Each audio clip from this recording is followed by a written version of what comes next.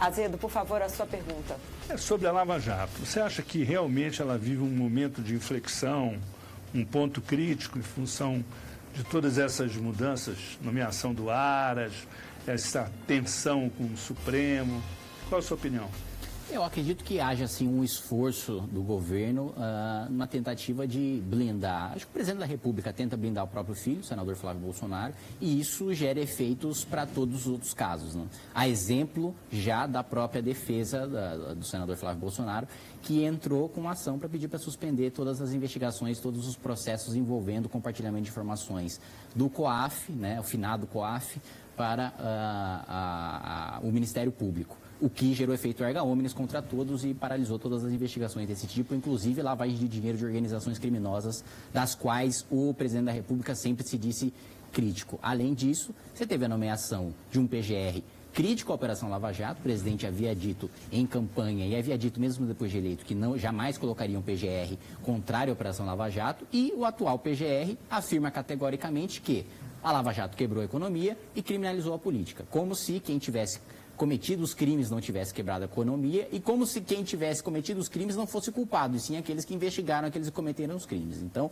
eu acredito que vive sim um momento delicado, vive sim um momento de operação abafa por parte do governo, que vetou o projeto 2121 de 19, que limitava poderes do Supremo Tribunal Federal, que boicotou, obstruiu no Senado a votação de uma emenda à Constituição que também limitava os poderes do Supremo Tribunal Federal, principalmente na questão de suspensão de legislação em razão de constitucionalidade concedida por liminar monocrática. E também, um outro ponto, o aparelhamento que existe hoje na Polícia Federal e na Receita, que tem sido denunciada pelos servidores concursados, que basicamente o presidente não respeita o ministro da Justiça, as nomeações do ministro da Justiça, e substitui aqueles cargos que ele diz que ele não teria ingerência sobre, né? Moro, fica ou sai? Não sei dizer. Precisaria perguntar para ele até quando ele aguenta essa fritura que está sendo feita pelo governo em relação à Operação Lava Jato. Não sei quais alternativas ele tem, né, ficando ou não no governo, mas é muito difícil. Ele exerce futurologia, dizer se ele fica ou se ele sai. Qual é a avaliação do senhor em relação à Vaza Jato? A minha análise em relação à Vaza Jato. Bom, eu acho que antes de qualquer coisa, precisa ver a análise em relação à veracidade daquilo que é, do que não é real. Já foi demonstrado, o próprio ministro Sérgio Moro e os procuradores já colocaram que parte das conversas é verdadeira.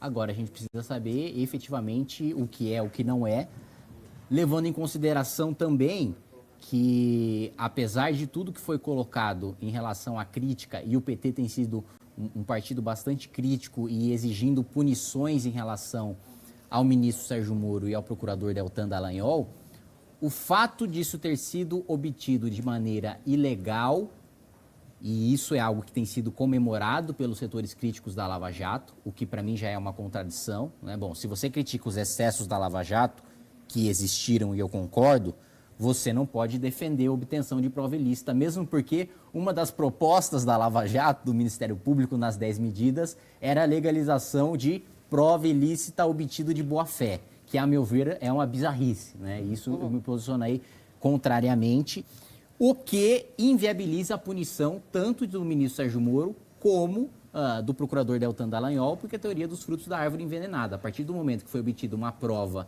ilícita, tudo aquilo que decorre da prova ilícita é nulo para fins de acusação. Porém, a jurisprudência do Supremo diz que prova ilícita pode ser utilizada na defesa, ou seja, havendo perícia disso que foi coletado de maneira criminosa, se comprovando aquilo que foi verdadeiro, aqueles implicados na Lava Jato vão poder utilizar em sua defesa. Assim, a maneira como se obteve isso foi criminosa, um hacker e tal, mas publicar isso não é crime. Eu estou perguntando para o senhor em relação à publicação? Não, em relação ao estrago político e no próprio judiciário em relação a isso. E o senhor falou sobre se essas mensagens forem verdadeiras, mas até agora nenhum procurador ou próprio Moro disse com todas as frases, com todas as letras, perdão, essa frase é mentirosa, essa frase ela é falsa, eu não disse isso. Né? Ao contrário, a gente teve até um pedido de desculpa da procuradora em relação ao Lula, né? Sim, porém a justificativa é justamente de que eles não têm mais essas mensagens, né? Então eles não têm como afirmar categoricamente o que há ou o que não há, né? O que para mim é uma justificativa plausível e razoável, na medida em que eles admitiram boa parte dos diálogos, né? Uhum. Você acha que essa tensão entre o Bolsonaro e o Moro, ela vai arrefecer ou vai aumentar com o Aras? Porque ela pode se deslocar para o Aras, né? Eu acredito que tenda a piorar o cenário, né? Mesmo porque era um compromisso que o presidente da República tinha, não só com seus eleitores, mas com o próprio ministro Sérgio Moro, de indicar alguém indicado praticamente pela Operação Lava Jato, indicado praticamente pelo ministro Sérgio Moro. E não foi o que aconteceu, né? A indicação foi muito mais por parte dos senadores, né, de um acordo político feito pelo presidente da República com o Senado Federal, do que uma indicação do ministro Sérgio Moro, o que, evidentemente, esvazia o poder do ministro Sérgio Moro, que entrou como superministro e que hoje, cada vez que fala alguma coisa, é desautorizado pelo presidente.